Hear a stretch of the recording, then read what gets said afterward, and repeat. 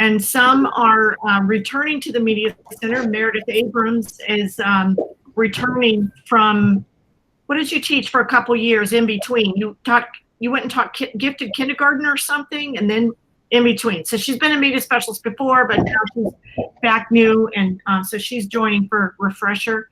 And Keisha is at Woodlands Middle. Briley is at Lake Park, right, Briley? I'm trying to get everybody in my head. Lainey is brand new at Royal Palm Beach Elementary. Beth is at Lighthouse. Limestone. Molly, yay. Hi, Molly. We're glad you're here.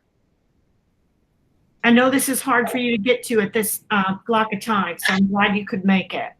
Hi, Danya. And we've got Danya with us. Danya was new last year in the middle of the year.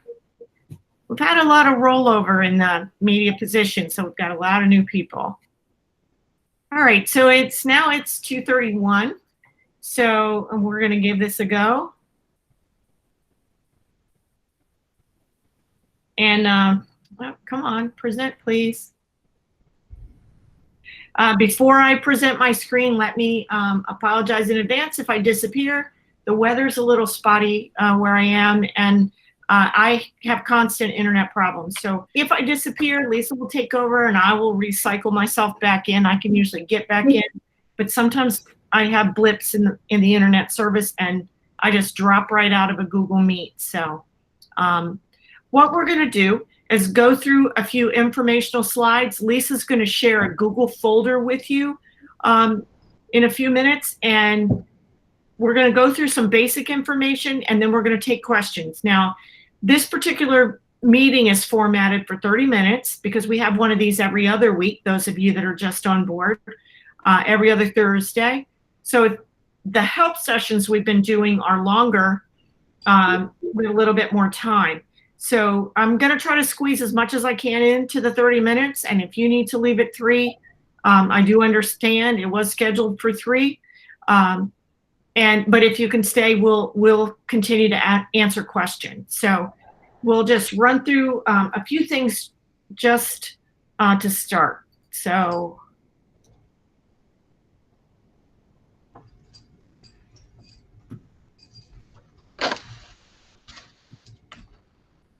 I'm hoping you see a slide that says LMS Help Session Purchasing with Intention.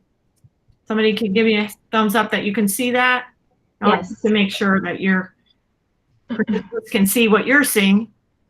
So the purpose of today is to make you familiar with the guidelines for purchasing library materials in our district.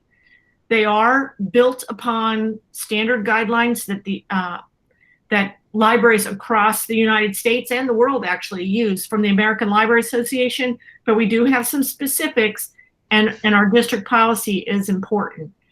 But before we do that, we are talking about not only these funds, but these funds were just launched, the state categorical funds. These come from our state legislature. They are distributed out through school districts, but this is money from the legislature. And it is designated or made categorical to be used only for materials that circulate through a library media center. It's not intended for textbooks. They get a different state allocation. It's not intended for furniture or hardware. It's intended for content to be shared through a library. And it specifically says in the memo that comes out from the DOE, cataloged in a cataloging system in your district. So it's circulating material. Here's your deadlines for this year for this particular amount of money, because it is withdrawn at a certain time. It's always in March. All your purchases must be made prior to February 28th. And yes, I know that is a Sunday. We pulled that date from the purchasing rules for this year. They always have a cutoff date after which each month for the use of a P card in order for the purchase to post by the statement date. And for February and March, February 28th is the cutoff. You don't want a vendor to post to your P card after February 28th so that it will show up on your statement on or before March 27th. Book orders are tricky. The vendor doesn't charge your card right when you contact them or right when you press order on the online tool if it's a P card purchase. They don't charge your P card until they have pulled, processed, and packed the order and it is shipping out. They have 60 days to do this. Books are the only commodity that have this set of rules. So what you order from a big vendor, they have 60 days to acquire that in their warehouse, title by title, and pack it in a box for you. So if you hold on, we're starting our virtual meeting. Sorry. That's okay. If you order on February 26th with your P card, there's probably no way it's actually, because it's a book order, that's really going to post by March 27th because they have that full 60 days just to pull the order. So it's very tricky with a book order. So plan ahead. Early is better. Okay. Now, if you have a purchase that is larger than $1,000, you are required to use what is known as a special request requisition in PeopleSoft. Your bookkeeper handles that. It becomes a purchase order, and those also have to be entered in PeopleSoft no later than February 28th. Okay, it doesn't have to be issued. It doesn't have to be dispatched. It only has to be entered in PeopleSoft by that date because that makes the money show encumbered. Okay, so that's the deadlines. They are written out in the bulletin.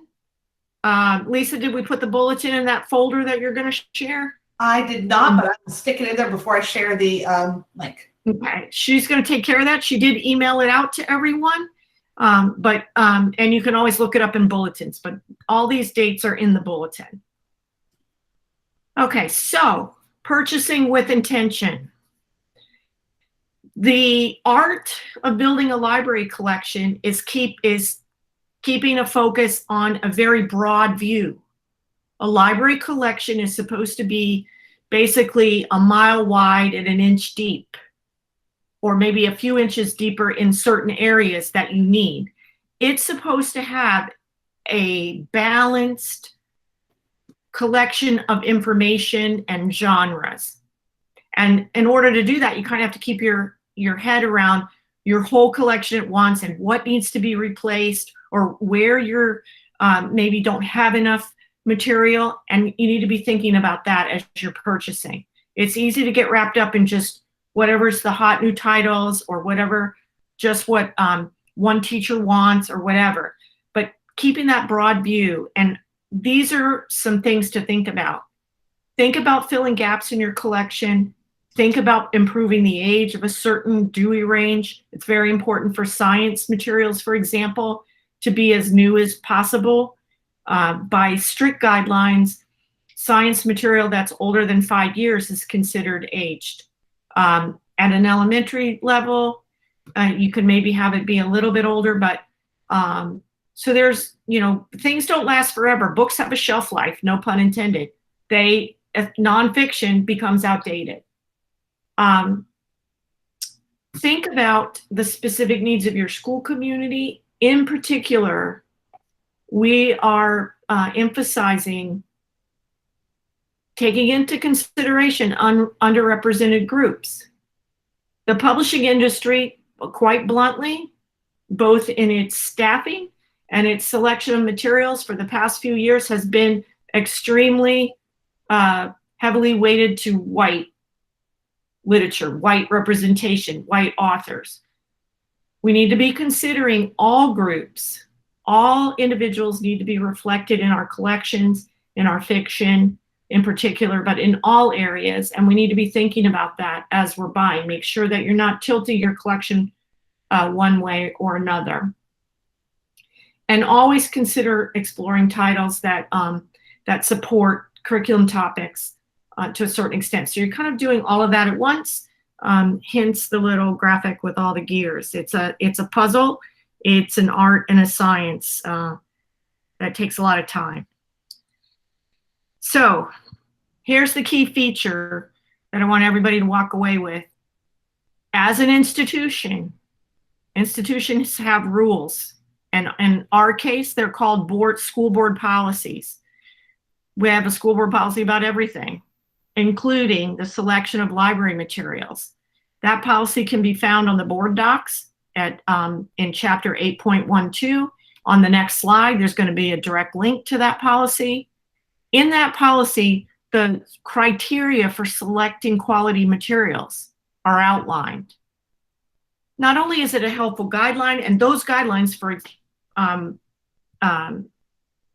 are in fact based on ALA, American Library Association guidelines. Oops, sorry, somebody's distracting me with a message on my phone. But what they do, not only do they help you figure out what is quality material, but they help us when somebody takes exception to what you've selected.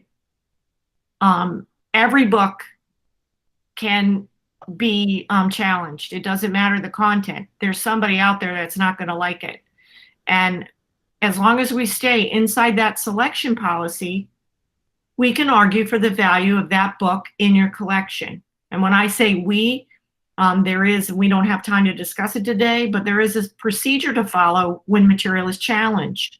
And it involves committees, and it involves our department, Library Media Services. It involves your school, your principal, your guidance counselor, and you.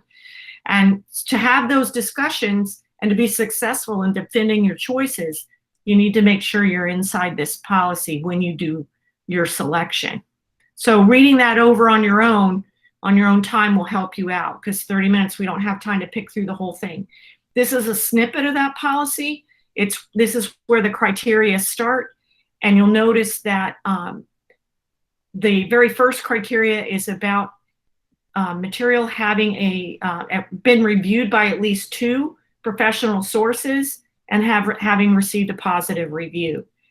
The next important one is about appropriateness for the age group that you selected it for.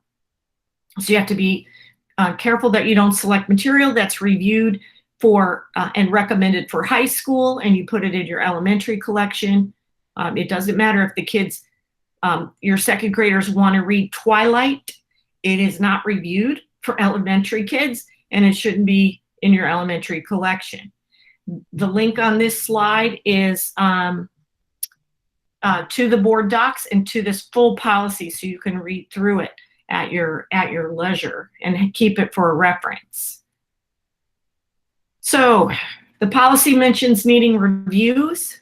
This slide will give you clicks out to some suggested places to get reviews or to use recommended lists. When books have won a nationally known award, that constitutes being considered high quality. And then you need to find something that says it's for your age group. So we know that Newbery Medal winners are for grades 5 and up. We know that YALSA's best books for YA are for ages 12 and up with some qualifiers. So these are some beginning resources to find quality titles that have been reviewed.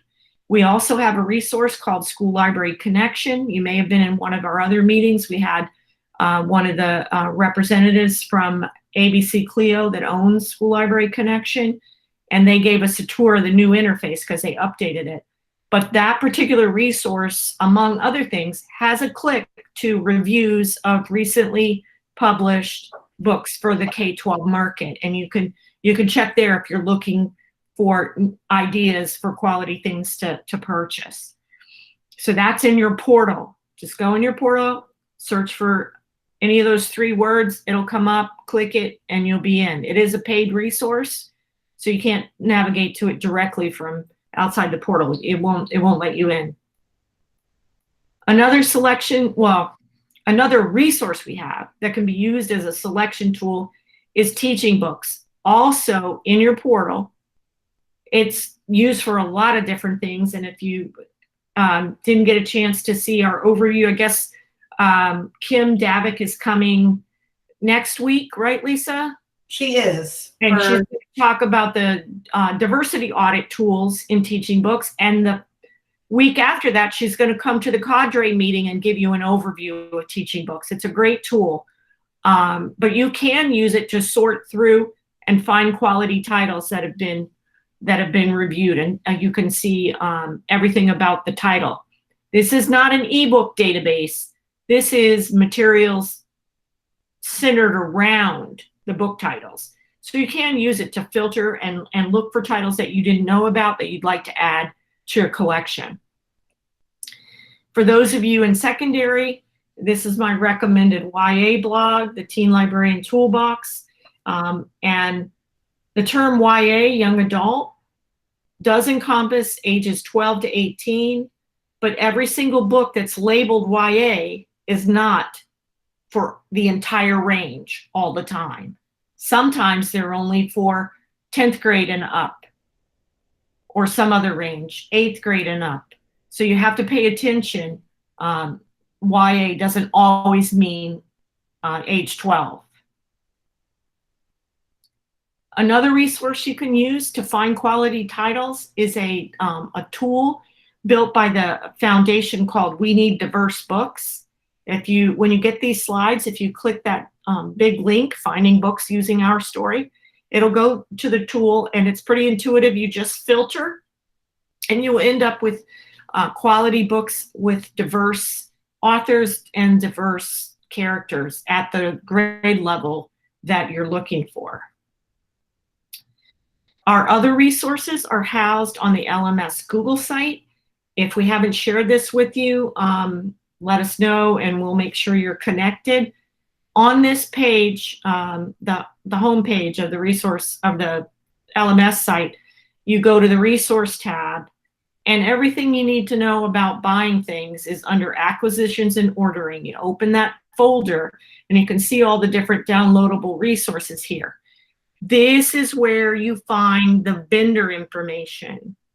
Library materials are very specific in the district. We have to purchase, we have to do business with the list of vendors on the school district of Palm Beach County's what they call book and non-print materials bid. They put out a bid, they awarded it to a certain list of vendors, and that's who we must use to buy books and materials for our libraries. It's a fairly long list, and there's plenty of good vendors on there. There's some big book jobbers on there. You can get what you need from one of those vendors. And if you need help understanding which vendor to contact or how to contact them, you can first download the slideshow that's being pointed at on this snippet on this particular slide, and it will give you a list slide by slide of each vendor, their contact information, what they sell, and what their processing charges are. You can also, if you ever have any questions about a vendor, you're having trouble contacting them, or you need to know if it's a vendor you can use, you can contact Teresa Viola in our group, and she can help you with your vendor questions. But that's there for your review. The bid list is in this folder, even though you don't see it in this snippet, it's in that folder for you to download. And the folder that Lisa shared with you for your convenience, it's in there, the bid list. Quick word of advice. Vendor reps can be very helpful, and they're super helpful in the time when we can see them face to face, which you can't now because they can't visit your school. And they're very helpful. They will offer to make you lists to find you items, and it's all right to accept some of that help as long as you review it afterwards, what they have suggested to you, because ultimately you're the person that is responsible for keeping your selections inside the parameters of the school district selection policy. Vendor rep's job is to sell you books. So you want to make sure that that you look carefully at whatever they suggest and use your professional judgment on top of that. Remember, they're just suggesting. Don't let them do your job for you, because they don't care if you get a book challenge. They just want to sell stuff.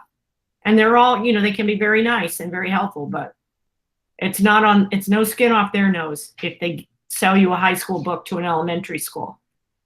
Okay? This slide is in here, and I know it's really busy and too much information, breaks all the rules of good presentation, but these are tips for selecting ebooks. Ebooks come under the same consideration as print books, and so this kind of reiterates that. The one difference is ebooks land on the platform that's provided by the vendor you bought them from. They don't mix around, sort of. So if you want to add books to your Mackin Via shelf, you have to get them from Mackin. When you buy ebooks from Follett, they will appear in the Destiny catalog, as will Mackin books. But when you click a Follett book, it goes to their reader service, their reader platform, also called Destiny Discover.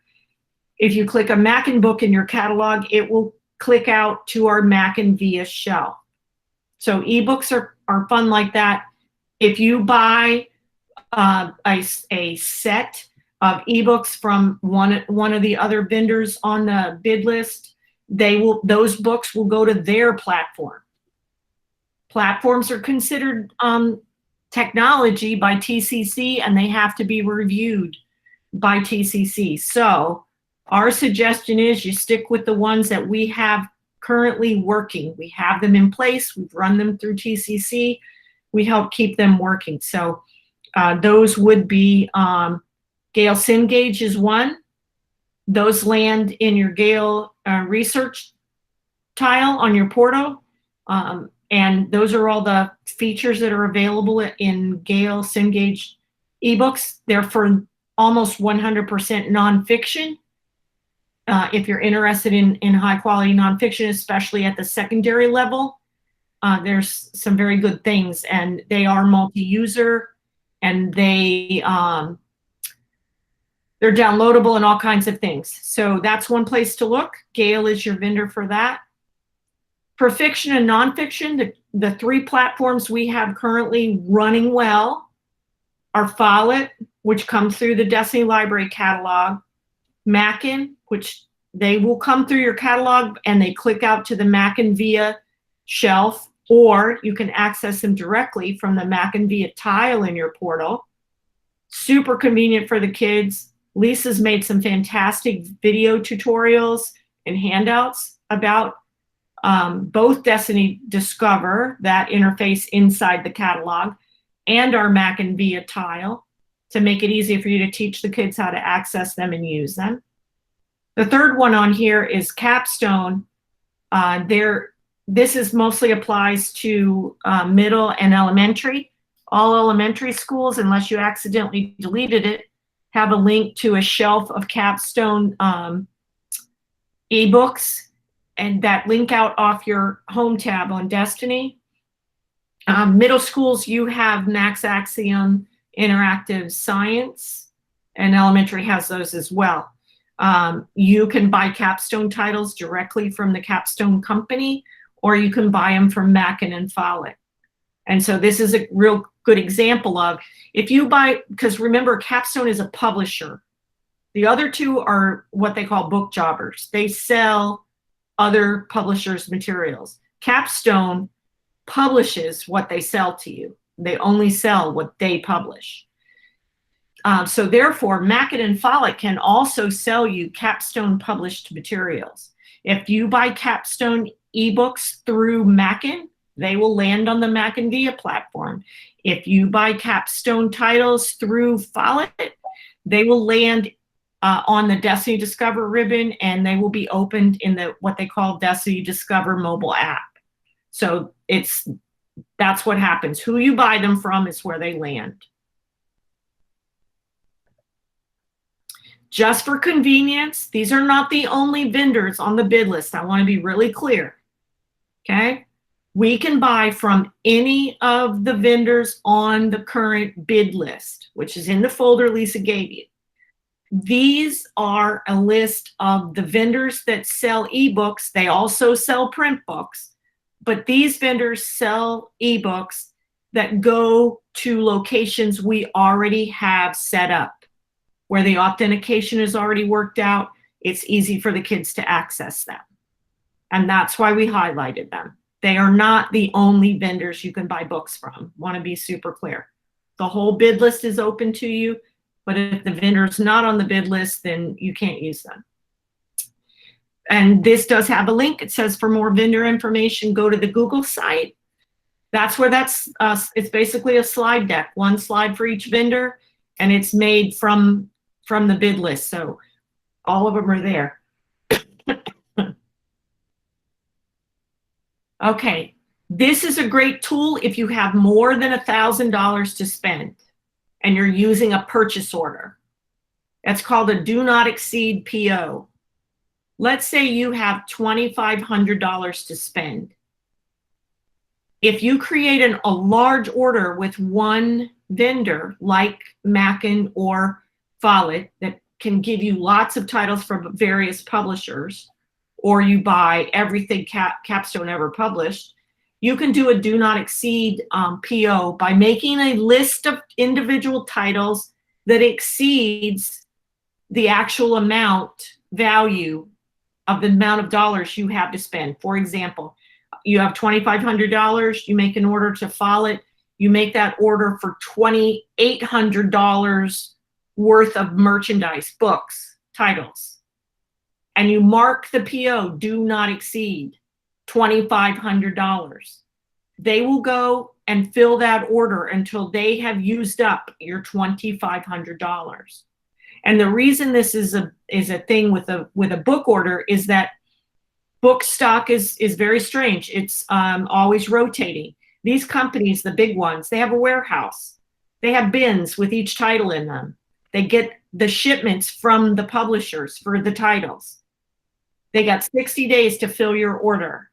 When they go out in that warehouse and they are pulling titles, they might come to the bin with Harry Potter and it's empty. They have to skip it. You don't get Harry Potter, they keep going. If you only give them a list of titles that exactly matches your dollar value, they're going to hold your order for as long as they are allowed, which is 60 days, and hope that Harry Potter comes in because they want to sell you everything on your list. But if you've given them more to choose from than $2,500 worth, they will keep going and pulling titles that you want until they've expended your $2,500. And you'll get your order sooner. It will be more of 100% fill rate. This is something you use for really big orders because they are not allowed to do back orders. Okay, when you send to a vendor and you order these 20 books, if for some reason 2 of the titles are out of stock and they wait 60 days and they don't get any more in, you're not getting those 2 books. They will charge you the correct amount for your now 8 books instead of 10 books, but you won't get them because they're not allowed to do 2 shipments. They're not allowed to do back orders. Those are our purchasing department's rules to keep things from being endlessly confusing. So it's just a tool. If your bookkeeper that has never heard of it or doesn't know how to do this in PeopleSoft, there's the contact information for Teresa Viola in our office. She's our accounting technician. She is very well versed in PeopleSoft. She is what is known as in PeopleSoft. She is the MO buyer. She reviews every purchase order for library materials on our behalf. So she's very knowledgeable and she loves to help the bookkeepers. So if you want to do this and your bookkeeper's confused, they can talk to Teresa. Okay, you want to avoid duplicate purchases. You have thousands and thousands of books in your collection and you don't want to accidentally buy something, particularly when you're taking over a collection. You know, the media specialist before you may have bought that title the year before and you don't know. And so you want to avoid duplicates. So there's a couple ways to do that. That one way, one easy way, is if you are using Follett as your vendor. Remember, Follett also is the owner of Destiny Library Manager. So if you go to Catalog and click Tidal Wave in your Destiny catalog, it will get to this page. And you click that submit button and it sends your catalog, your MARC records to Follett in a fresh way. And then you can go to Tidal Wave and you can see an analysis. But also when you go to Tidal Wave is their purchasing site. I'm going to show you in a second. And if you select a book and put it on a list, it's cross-matching it to your MARC records and going, oh, wait a minute, you might have this title. It's a nice feature. It's only as useful as how clean you're keeping your catalog. It's only as useful as your most accurate and correctly done last inventory and cleanup of your catalog. So it can be helpful. The rest of these slides will tell you how to do this for other vendors. It's a several step process. And since I'm already burned through your 30 minutes, we're not going to step through these slides about this, but you're going to have them. If you decide you want to submit your collection to one of the other vendors, you can look at the slides. You can contact Lisa or I for assistance. But it is possible, and it's in Destiny. And then you would, in this example, they're going to Mackin. I'm just clicking past them. The slideshow does end with some contact information. If you need help with PeopleSoft and vendors, it's Teresa. If you need help with selections and policy and collection development, it's me and Lisa. And Francesca in our office is the person to ask about MARC records for any order that you've received. If you feel like the barcodes aren't working on a brand new order that's come in, you can contact Francesca. She loads the MARC records that actually make the barcode talk to the catalog when you do an order. So that was fast and furious to get through that. Let me show you real quick. Did it flip to Tidal Wave, Lisa? It did. Okay. This is the ordering site for Follett. You search in here by any of these parameters, title, author, etc. And you end up with lists. I'm going to just give you a quick, what do I have here that you can, I have no idea what this looks like. It's a really old list. But this is what a list looks like. After you make one, it tells you the value of the list. That's up here in the top in the gray, how many items, and so on. And then you can print a quote from this list, give it to your bookkeeper for a see attached list for a purchase order. Or you can order online with the P card, but I'm not in charge of your P card, so work that out with your bookkeeper, please. By contrast or complementary, this is Mackin's ordering site. They're very similar. This is a list that I made a while back by searching one title at a time. These happen to be for ebooks. So then I can take this and I can go to my cart and I can request a quote. If it's over $1,000, as you can see, this is a $6,000 ebook order. I can request a quote. If it's a purchase order, a P card order, because it's a small amount of money, I can do order now. But talk with your bookkeeper. Again, I'm not in charge of your P card. Don't know all the rules at your school, so work with them. Real quick on ebooks, and I threw it in that folder. There's a basics of ordering ebooks. You can see on this screen, the thing to pay attention to when ordering ebooks is the license agreement for the book. Make sure you know what you've selected. In the case of this, Attack of the Not So Virtual Monsters, it's a single user ebook. That means one person can use it at a time. Let me get rid of this. And over here, it tells you that it's perpetual. When I buy this ebook for $5.51, I get to keep it till I choose to delete it from my collection. This title is a 2-year subscription. I get to keep it for 2 years, and one person can use it at a time. And so on. There's multiple different licensing formats for ebooks, and you need to read so you know what you're getting. Some of them are as short as 26 checkouts. Some of them are like this one, a 1-year subscription. Some of them are multi-user. Very rarely is fiction multi-user. So you need to just pay attention so you understand what you're getting. This is true on the followed side as well. This is the way ebooks work. They have different licensing models, even though it's the same content as a print book. So that's a little hint about ebooks, no matter which vendor you're using. It'll tell you what the licensing agreement is for that particular title. Again, set by the publisher. So, alrighty. So let's stop sharing. I was like, Holly, maybe we should show them. Questions. I was going to say maybe we should show them where the reviews are and how to Oh, okay. the appropriateness of a book, because that's a tough one. I forgot that. Call. Okay, this one is not a good list to do it with because it's hard. They don't always show up for ebooks. Let's see. I can get back to this book. I mean, I have the last year's list I had in Tidal Wave that had from last year for Seminole Trails, if we want to go from that. Yeah, why don't you go there? Or wait, I might be able to do it from here. This is a title from in Tidal Wave. And in Tidal Wave, it's super easy because you just scroll, and you do have to scroll down. It has an overview. And at the, whoops, did you, what happened? It didn't share? It's not sharing. Oh, funny. Okay, I guess I didn't click hard enough. How about now? You're good.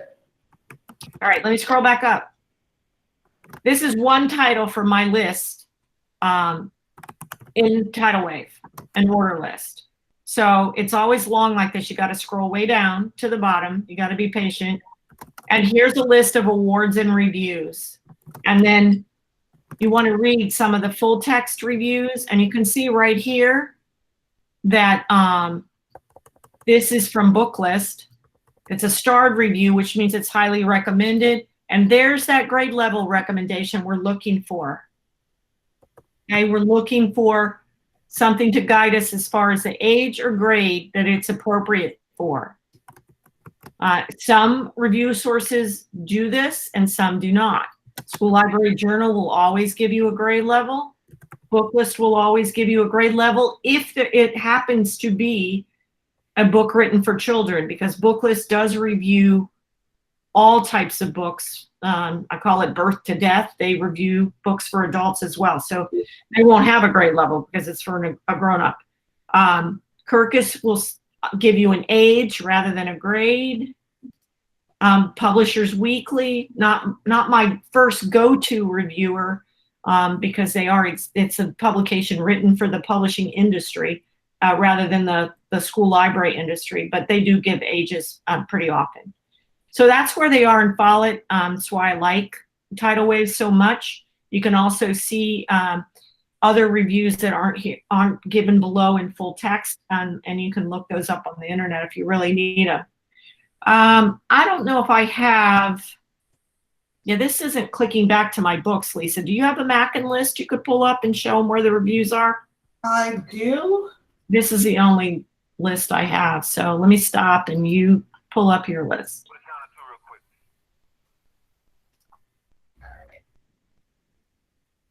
Share and really pay attention to those grade level things. We have found books that were reviewed for grades 9 and up on elementary shelves, and we can't defend that in a challenge. Yeah, you want to be careful about that. Even it's not just about reading level. It's about maturity level, the content, and the story and so forth. And so, you know, even though you say, well, my kids are mature, my kids are gifted, my kids read on a higher level, just because it's reviewed for high school doesn't mean it's a harder reading level if it's a piece of fiction. So yeah, you need to pay attention to who it's recommended for. So here, for example, is Jackpot by Nick Stone. This is on this year's Florida Teens Read List, and it'll come down the summary. Again, your product details. It gives you the interest level of 9 to 12, but that is not your reviewed level. So here we can see School Library Journal says grades 8 and up. Booklist says grades 8 to 12. Publishers Weekly says grades ages 14 and up. Now, if you're buying ebooks, just know if you're at a middle school, it is reviewed for your school, right? An 8th grader could read, and this would be appropriate for. But if it lands on your Macabea ebook platform, everyone in your school has access to it. So you have to make the call, is it appropriate for everyone in your school? And if the answer is no, then maybe you don't want to put it on your ebook shelf. Yeah, it's a struggle for those schools that are K-8. But that's a problem. So hopefully the vendors will come out with a way to separate those out. But you do have to keep that in mind. Do have to keep that in mind. So we had a few questions. Danya said she doesn't have an inventory of the collection, so it's hard to know what to buy. Well, my suggestion then, Danya, is your collection hasn't been inventoried in years is the problem. So even if you submit your collection to Follett and then you order from them, what you submit to them is not going to be very accurate because that collection has not been inventoried in so long. So the only other thing I could say to do is they also have not purchased anything for your collection in the past few years. So I would stick to purchasing newly published fiction, newly published nonfiction. If you buy anything that's been pubbed in the last 2 years, my guess is your school doesn't have it because there's been nobody there to buy it. I would stick with very newly published items until you can accomplish an entire inventory of your collection and delete your loss list. Then submit it, and then that feature of them telling you if you have a duplicate will actually be informative. But everyone really should be thinking about the more newly published titles on the whole. So, but if you stick with that, Danya, like the past two or 3 years pub date, they're not going to bought it for your school because nobody's been there to do it. Okay. All right. Ebook, multiple options for purchase. Sometimes yes, Todd. Sometimes no. Some books are sold with one option, take it or leave it, and some you can buy it in single user and multi-user. It's title by title. Luck of the draw.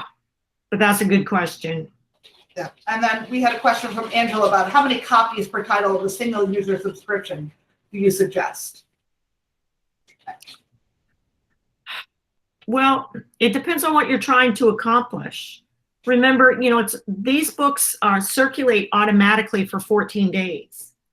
So your kids can share these pretty rapidly. The kid checks it out. It stays on their account in their possession for 14 days, and it's automatically withdrawn back, and the next kid can nab it. So they can be shared pretty rapidly. A library was never meant, it's not a guided reading room. It's not a textbook room. It's not, every kid is not meant to read every book at the same moment. We don't have to provide it so that 35 kids can all read the same book. That's your textbooks and your guided reading materials. That's what that's for. So, it depends on the title, but I wouldn't concentrate on buying multiples of every ebook just so multiple people can touch it at the same time. Right. It would be maybe for certain titles. If you want to do a book club, Mackin has a great service where you're actually renting a title and the price is really low, but you're renting it for 60 to 90 days, depending on the publisher's agreement, what they're allowing. And one kid gets to use it. And then once that's finished, that 60-day period is over, it's gone. But they can be a very low price. Some of them are as low as $3 or $5 a piece, but it's a rental. So that would be for things like a book club. Okay, but if you want, to build just circulating materials, I wouldn't buy too many more than 1 or 2 copies. I would have a tendency to buy 1 or 2 print copies or even 5 print copies of like the Sunshine State books before I'd buy multiples of the ebooks. The print copies get beat up and lost. And in the end, you end up with 1 or 2 of them. But no one has a budget to be able to buy multiples of everything that's wonderful. You just don't have it.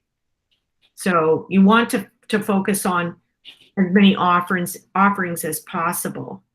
Well, and the other thing is that if you buy 5 copies of a book that expires in 2 years, then you've used quite a bit of your money for books that are going to disappear from your collection in 2 years. Yeah, that's another way to look at it. And some of them are $40 a copy. You know, they're not, okay, ebooks are not all cheap. So I did a search and I'm looking at Nick Stone's newest, Justice. nope, Clean Getaway. That's our newest middle grade. And it's $21 on sale for a single user ebook subscription for 2 years. But a hard copy is $12.71 in trade binding and $16 in hardcover library binding. So you get more bang for your buck in Print. But in this situation, you're really going to want to concentrate on ebooks this year because they'll be much easier to circulate. Wendy just asked, is there a way to find the last time our library was inventoried? Yep. It's in the back of Destiny under inventories. I don't know. Do you want me to take time to navigate there and show you, or you want to get with me later, Wendy, and I can look it up for you? What should I do? I'm doing Destiny training with you on Monday, so we could I just will show you. It's really easy to find. It's very easy to find. Thanks. So Angela, your question about the books being for the Battle of the Books Club, if it's for a book, you might want to buy a set of them to keep on your Mac and Via shelf for all the kids to read. But if you are doing a book club, you might want to rent, if there's 5 kids, you might want to rent 5 copies of it and read it all together and have a real book club. That would be where the rental would come in, but you wouldn't use your 30/70 funds for that. That would be internal accounts. This money is for books that are going to circulate through the library.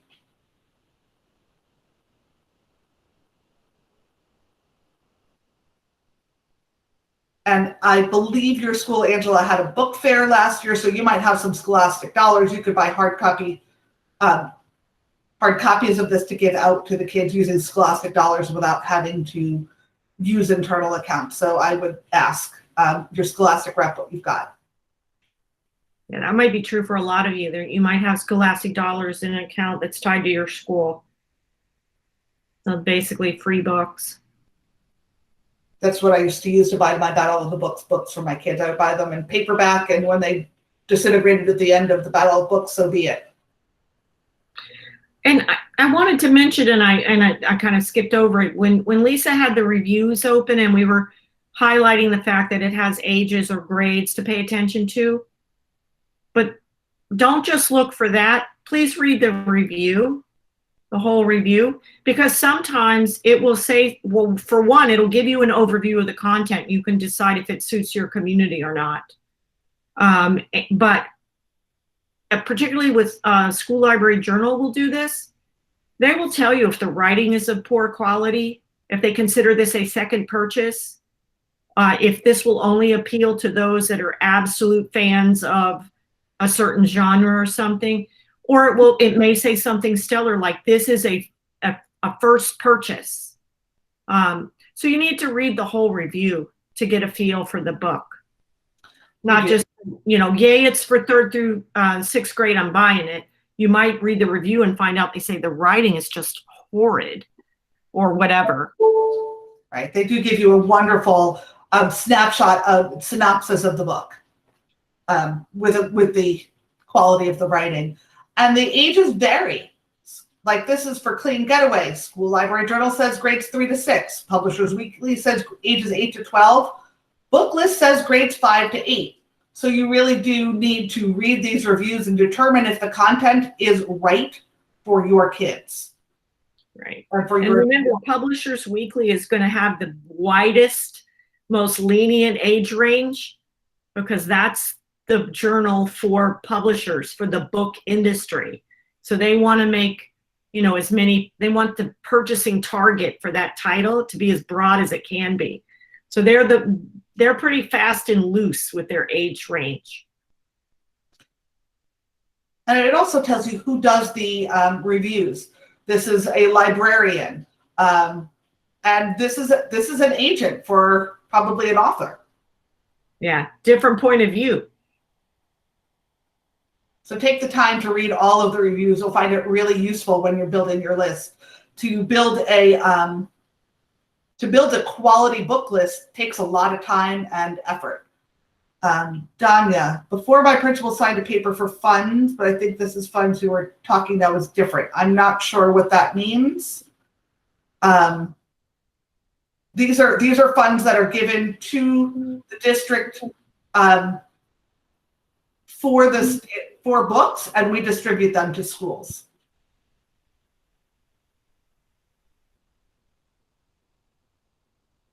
I think that the before was for not only for books, that the principal maybe 1 or 2 months ago I signed out something, and after that she signed it and a different paper, but I think that is different that you're talking about.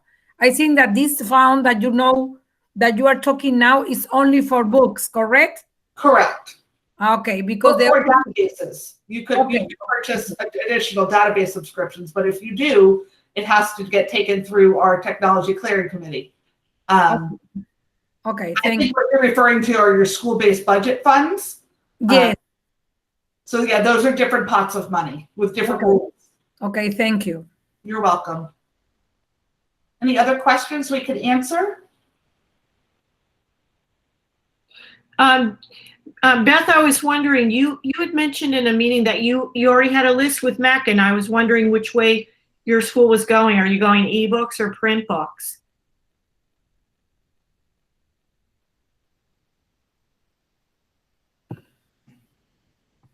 No.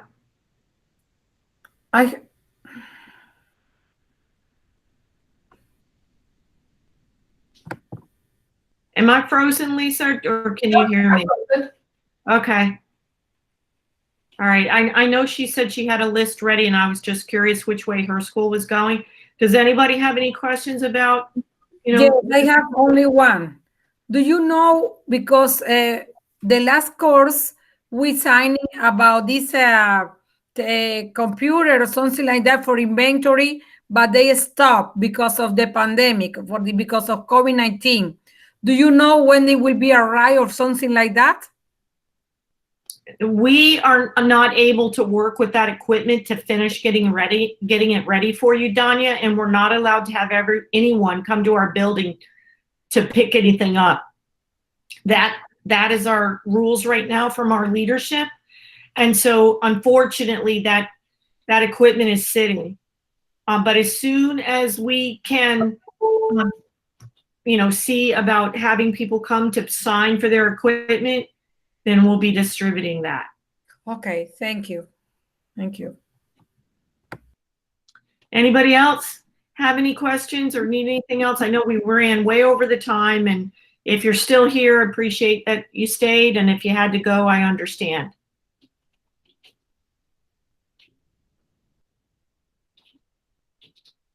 All right, I will stop recording.